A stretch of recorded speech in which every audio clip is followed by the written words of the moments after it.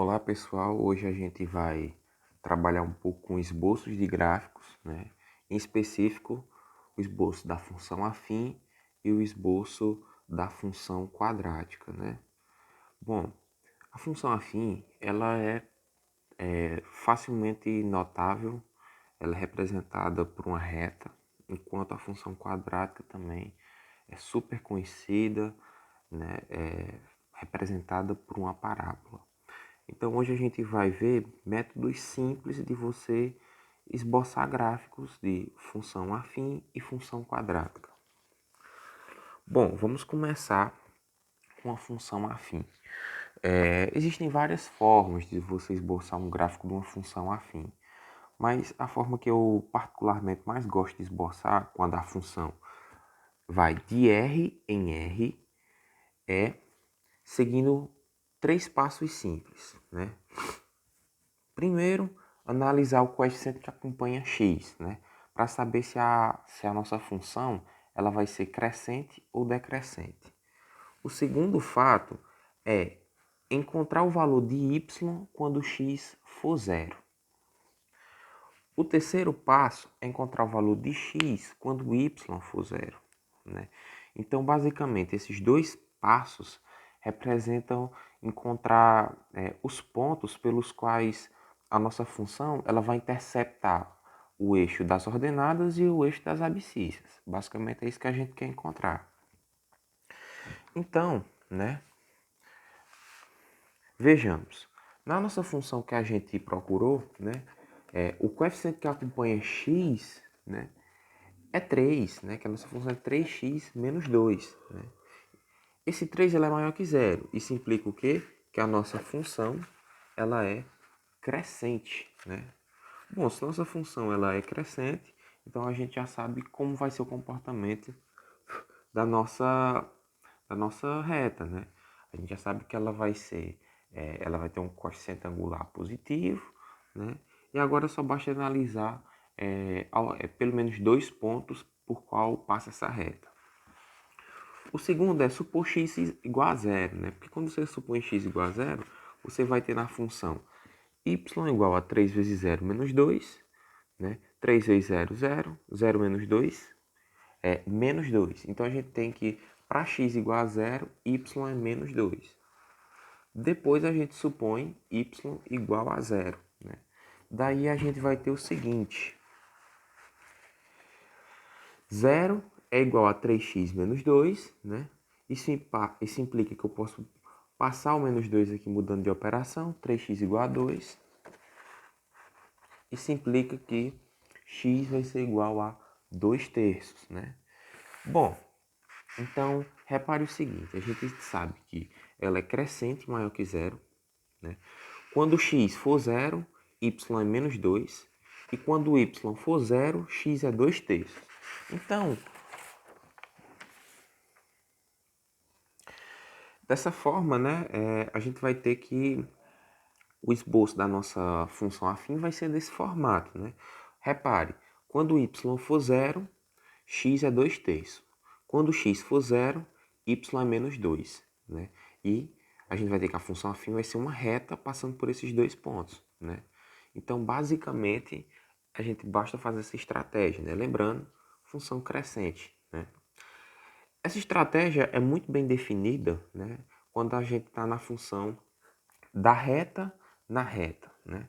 Então, sempre a função ela vai tocar de alguma forma o eixo x e vai tocar de alguma forma o eixo y, quando a gente está analisando ela da reta na reta. Mas nem sempre a gente pode acontecer que a gente não tenha esse fato. Né? A gente vai mostrar um exemplo de função afim mais peculiar. Por exemplo, se a gente considerar uma função afim, né, que vai de R mais em R, né, levando x em menos 2x. Bom, a análise fica semelhante, né, mas a gente não tem como a gente saber se ela vai, se nossa função ela vai interceptar o eixo x e se ela vai interceptar o eixo y. A gente não sabe ao certo, né? Então, o que a gente deve fazer?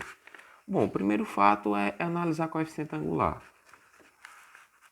coeficiente angular, né, o termo que acompanha o x, né, ele vai ser menos 2, que é menor do que zero. Então, nossa função ela vai ser decrescente, né? Portanto, o que a gente tem? A gente vai ter uma função esboçada desse modo. Aí você pergunta, mas por que, Lucas? Bom, a gente sabe que como o domínio são os reais positivos, então o domínio vai ser de zero, né, até mais infinito, né? E depois, para você fazer o cálculo, você conseguir fazer esse esboço, basta você verificar dois pontos dessa função, né? Porque, lembre-se, para a gente traçar uma reta, né, a gente só basta ter dois pontos. Né, um resultado clássico de geometria. Né? Por dois pontos passa uma única reta. Né? Então, se você for esboçando alguns pontos, né, a gente vai conseguir encontrar esse camarada, sendo que ele começa do zero e vai até menos infinito quando o x vai para mais infinito. Né? Lembrando, esses pontos aqui foram pontos simples, já que nossa função é menos 2x, então para x igual a 1, y igual a menos 2. Para x igual a 2, y menos 4. Para x igual a 3, y menos 6. Né? 2 vezes menos 1, aliás, menos 2 vezes 1, menos 2, menos 2 vezes 2, menos 4, menos 2 vezes 3, menos 6. E assim a gente esboça o gráfico da nossa função afim. Né?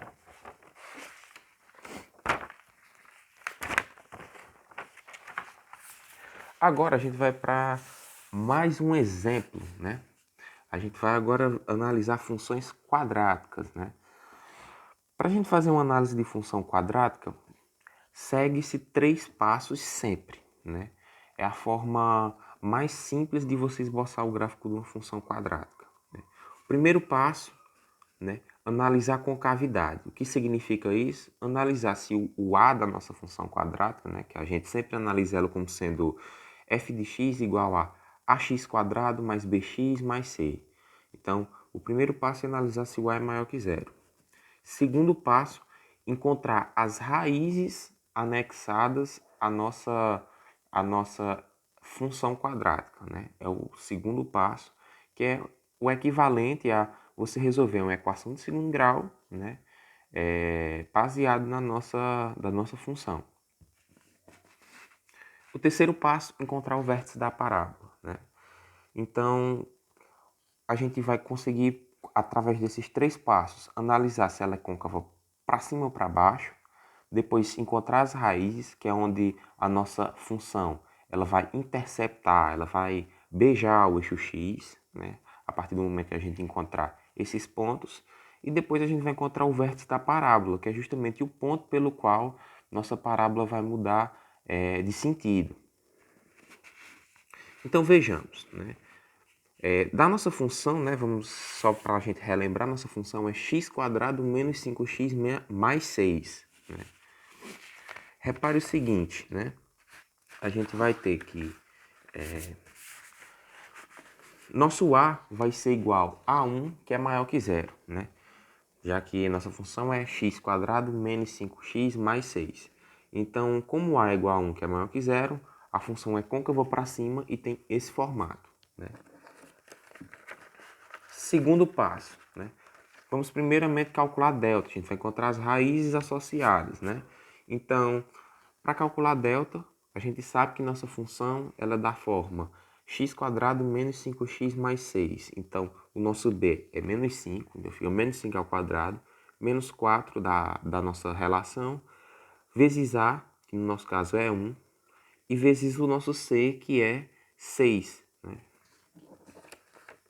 Daí, a gente tem que nosso delta vai ser menos 5 ao quadrado, 25, menos 4 vezes 6, 24, né? Menos com mais, menos com mais, menos. Isso implica que o nosso delta vai ser 1. Né? Depois a gente vai fazer o quê? Vamos calcular a fórmula de Bhaskara, né? Basicamente, a gente tem que nosso x vai ser igual a menos b, que no caso é menos 5, mais ou menos raiz quadrada de delta, que a gente acabou de calcular, que é 1, sobre 2 vezes A, ou seja, 2 vezes 1. Isso é o mesmo que menos com menos mais, né? Mais 5, mais ou menos raiz quadrada de delta, que no caso é raiz de 1, que é 1, sobre 2 vezes A, que no caso é 2. Isso a gente pode quebrar de duas formas, né? X é igual a 5 mais 1 sobre 2, que é o mesmo que 6 meios, que é o mesmo que 3, né? Ou x vai ser 5 menos 1 sobre 2, que é o mesmo que 4 meios, que é o mesmo que 2. Né? Bom, sendo assim, a gente encontrou que nossas raízes é 2 e 3. Por fim, vamos calcular o quê? O nosso ponto, né? Nosso vértice da parábola. Basicamente, a gente aplica nessas duas relações. Né? A primeira, a gente vai encontrar o x do vértice, que é representado por menos b sobre 2a. Nosso b é menos 5, então fica menos, né? Menos 5, né? Menos 5 sobre 2 vezes a, que é a mesma coisa que mais 5 meios.